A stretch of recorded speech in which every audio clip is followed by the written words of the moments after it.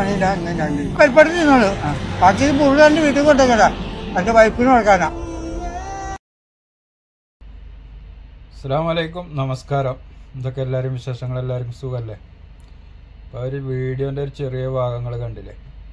ഈ ഒരു വീഡിയോ ആര് കണ്ടാലും അവരെ കണ്ണ് നനയാതെ പോകില്ല കേട്ടോ. അത്രയും സങ്കടകരമായൊരു വീഡിയോ ആണ്. ചെറിയൊരു വീഡിയോ ആണ്, ഒരു യൂട്യൂബറെ വീഡിയോ ആണ്. ഇങ്ങനെ ചലഞ്ചേറ്റ് നടക്കുന്ന ഒരു യൂട്യൂബറെ വീഡിയോ ആണ്. പക്ഷേ അവന് കിട്ടിയതൊരു പാവം ഇക്കാനെയാണ്. ആ ഇക്ക പറയുന്ന കുറച്ച് കാര്യങ്ങളുണ്ട്. അത് ആ വീഡിയോ കാണുമ്പോൾ അത് ആ മനസ്സിൽ, നമ്മളെല്ലാവരും മനസ്സിൽ തട്ടിപ്പോകുന്നൊരു വാക്കാണ് അയാൾ പറയുന്നത്. ഒരു നേരത്തെ ഭക്ഷണം പോലും കഴിക്കാൻ പറ്റാതെ ഇരിക്കുന്നൊരവസ്ഥ. അത് പറയുമ്പോൾ എന്തായിരിക്കും അത് കേൾക്കുന്ന ആൾക്കാരുടെ അവസ്ഥ അല്ലേ? എല്ലാവരും ആരായാലും സങ്കടം വന്ന് കണ്ണീര് വന്നു പോകും. അതാണ് ആ വീഡിയോയിൽ കണ്ടത്. ഞാൻ കണ്ടപ്പോൾ എനിക്ക് കണ്ണീര് പൊട്ടി കേട്ടോ. ഇത്രയും സങ്കടമായി ആ വീഡിയോ കണ്ടപ്പോൾ. പറയുന്നത് അവിടെ ഒന്നും കഴിച്ചിട്ടുണ്ടാവില്ല. വൈഫ് ഹാർട്ട് ഓപ്പറേഷൻ കഴിഞ്ഞിരിക്കണ. ഈ വീഡിയോ പേജിലൊക്കെ വരുന്നോണ്ട് കുഴപ്പമില്ലല്ലോ. ഒരു കുഴപ്പമില്ല. അത് കഴിച്ചു കഴിഞ്ഞില്ലേ? അച്ഛൻ ഒരു 100 എടുത്ത അച്ഛൻ ഓളൂ. നീ അതുപോലെ എന്താ കഴിക്കുന്നത് വേറെ?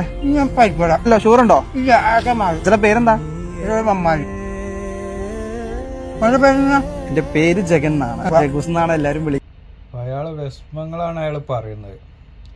അയാള് ഒരു ചാക്ക് എന്താ സംഭവം എന്താ ഒന്നും അറിയില്ല. എങ്കിലും അയാൾ പറഞ്ഞപ്പോൾ അത് കഴിച്ചു. അത് കഴിച്ചതിന് 100 രൂപ കൊടുത്തു. അത് കഴിഞ്ഞ് വീണ്ടും കഴിച്ചു. വീണ്ടും കഴിക്കുമ്പോഴാണ് അയാൾ പറയണത്, ബാക്കിയുള്ളത് ഞാൻ എൻ്റെ വീട്ടിൽ കൊണ്ടുപോട്ടെ, ഭാര്യ പട്ടിണിയാണ്, 2 ദിവസമായിട്ട് ഒന്നും കഴിച്ചിട്ടില്ല, ഹാർട്ട് ഓപ്പറേഷൻ കഴിഞ്ഞ് കിടക്കുകയാണ്. അത് കേട്ടപ്പോഴാണ് മനസ്സിൽ വല്ലാത്ത സങ്കടം തോന്നിയത് കേട്ടോ. എന്തല്ല മനുഷ്യന്മാരൊക്കെ ഒരവസ്ഥ നമ്മൾ ചിന്തിക്കണം. ഒരു നേരം ഭക്ഷണം കിട്ടാനില്ല, പക്ഷേ അതേ സ്ഥാനത്ത് എത്രയോ ഭക്ഷണങ്ങൾ മറ്റുള്ളവർ കൊണ്ടുപോയി വേസ്റ്റാക്കുന്നു. എല്ലാവരും വീട്ടുകൾ കൂടി ആയാലും ഈ കല്യാണത്തിനായാലും എന്തിനായാലും കണ്ടമാനം ഭക്ഷണം വേസ്റ്റാക്കുന്നവരൊക്കെ, അങ്ങനെ ചെയ്യുന്നവരൊക്കെയാണ് ഈ വീഡിയോ ഒക്കെ കാണേണ്ടത്. ഭക്ഷണത്തിൻ്റെയൊക്കെ വില എന്താണെന്നുള്ളത് അറിയണമെങ്കിൽ ഇങ്ങനെയുള്ള ആൾക്കാരെ വീഡിയോ ഒക്കെ കാണണം. അപ്പോഴേ നമുക്ക് ഭക്ഷണത്തിൻ്റെ വില എന്താണെന്നുള്ളത് അറിയുള്ളൂ. നമ്മളൊക്കെ മക്കളൊക്കെ ഇതൊക്കെ കാണണം. ഇങ്ങനെ എത്രയോ ആൾക്കാർ നമ്മളെ നാട്ടിൽ കൂടി ഉണ്ട്. ഇങ്ങനെയുള്ള യൂട്യൂബർമാരൊക്കെ ഇങ്ങനെയുള്ള ആൾക്കാരെ മുന്നിൽ കൂടിയൊക്കെ പോവുകയാണെങ്കിൽ ഉണ്ടല്ലോ, അതൊക്കെ ഒരുപാട് നല്ല കാര്യമായിരിക്കും. കാരണം ഒന്നും ഇല്ലാത്തവർക്ക് ഇങ്ങനത്തെ ഒക്കെ കിട്ടുമ്പോൾ അത് വലിയൊരു കിട്ടലായിരിക്കും. അവരൊരു പ്രാർത്ഥനയൊക്കെ മാസമായി. ഒരു പണിയില്ല അങ്ങനെ പരിപാടി നിന്നോളൂ. ബാക്കി പുള്ളി എൻ്റെ വീട്ടിൽ കൊണ്ടുവരാ എൻ്റെ വൈഫിന് കൊടുക്കാനാ.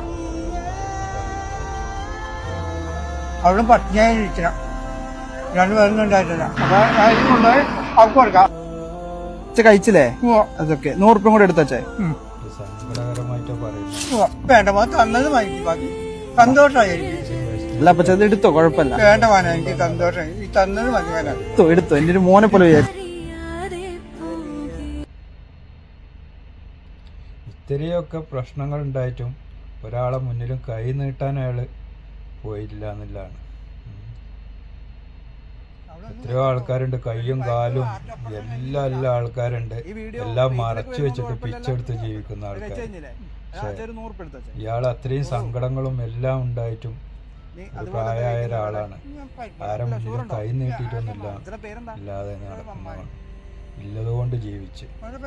അപ്പൊ അവനെ കണ്ടപ്പോഴാണ് അവനോടാണ് അവനെ സങ്കടം പറഞ്ഞത്. അവൻ ആ ഭക്ഷണം കൊടുത്തപ്പോൾ, ബാക്കിയുള്ളത് ഞാൻ വീട്ടിൽ കൊണ്ടുപോട്ടെ, എൻ്റെ ഭാര്യ 2 ദിവസമായി ഭക്ഷണം കഴിച്ചിട്ട് ഹാർട്ട് ഓപ്പറേഷൻ കഴിഞ്ഞ് കിടക്കുകയാണ്. അത് കേട്ട് കഴിഞ്ഞാൽ ആർക്കായാലും സങ്കടം വന്നു പോകില്ല.